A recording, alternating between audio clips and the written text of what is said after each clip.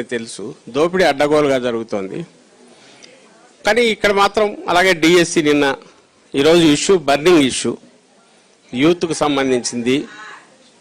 ఏమి దానికి సంబంధించి అయితే ఒకటి కనపడదు, అక్కడ దానికి సంబంధించి ఏమి కనపడదు, అక్కడ కనపడదు. ఆ పేపర్లలో కానీ ఆ మీడియాలో కానీ ఏమొస్తాయంటే సంబంధం లేదు, లేదంటే గొడ్డలి పార్టీ అది రిపీటెడ్గా అది, లేదా ఆయన రాజారెడ్డి గారు వాళ్ళ కుటుంబం వాళ్ళ దానికి సంబంధించి వీటి మీద చర్చలు వాళ్ళ దాంట్లో జరిగేది. చంద్రబాబు నాయుడు నిజంగానే గొడ్డలే, ఎవరికి మన జగన్మోహన్ రెడ్డి గారు గొడ్డల మాదిరి కనపడతాడు ఆయనకు. ఎందుకు ఆయనకు అట్ల కనపడక ఏమన్నా దండ మాదిరి కనపడతాడా మెడలో? రాజకీయంగా తన ప్రాణం తీయగలిగిన శక్తి, తనలాంటి శక్తులందరినీ శాశ్వతంగా సమాధి చేయగలిగిన శక్తి ఎవరుకుందంటే జగన్మోహన్ రెడ్డి గారికి ఉంది. మరి ఇంకా గొడ్డలి మాదిరి కనపడక వీళ్ళనుకో హీరో అట్లాగా ఎట్లా కనపడతాడు? తన ఫ్రెండ్ మాదిరి కనపడతాడా, లేక ఇంకోరు మాదిరి కనపడతాడు? ఎట్లా కనపడతాడు? ఇది దాని న్యాచురల్ ఏం కాదు.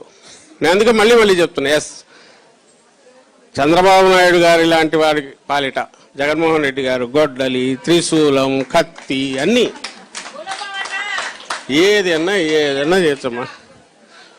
వాడు దాన్ని మళ్ళీ పైకి తలెత్తకుండా తొక్కగలిగిన శక్తి ఆయనకు ఉంది.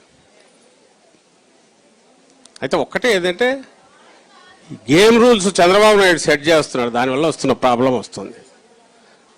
అలాంటి వాళ్ళు సెట్ చేస్తున్నారు. ఈయనేమో ప్రజలు అజెండా అనుకుంటున్నాడు, తనేమో ప్రజలు అనేవాడు ఒక ఆయుధము, అధికారం అజెండా, అధికారం రావాలా, దాన్ని వాడుకొని అడ్డగోలుగా మనం ఇచ్చేయాలా, ఎంటైర్ థింగ్ ప్రజలు మన వీటి మెదళ్లను కంట్రోల్ చేయగలిగితే చాలు అనుకుంటున్నాడు. దాంట్లో నడిచిన టెంపరీగా వచ్చిన సెట్ బ్యాక్ ఇప్పుడు మనకు. ఇంతగా నేను ఎందుకు చెప్తున్నా అంటే 2 ఏళ్ల తర్వాత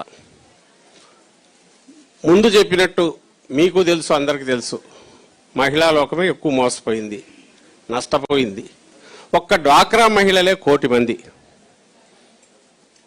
మీ అందరికీ మనందరికీ తెలుసు 2017 ప్లీనరీలో మన నాయకుడు జగన్మోహన్ రెడ్డి గారు, అప్పటికి చంద్రబాబు నాయుడు 14కు ముందు నేను డ్వాక్రా రుణాలన్నీ రద్దు చేస్తానని చెప్పి ఎగ్గొట్టి ఆ పని హామీ నిలుపుకొని నేపథ్యంలో వాళ్ళ కంప్లీట్ బతుకులే ఇదైపోతుంటే అప్పుడు ఎంతో 16,000 కోట్లు ఎంతో ఉంది ఈయన అనౌన్స్ చేసినప్పుడు.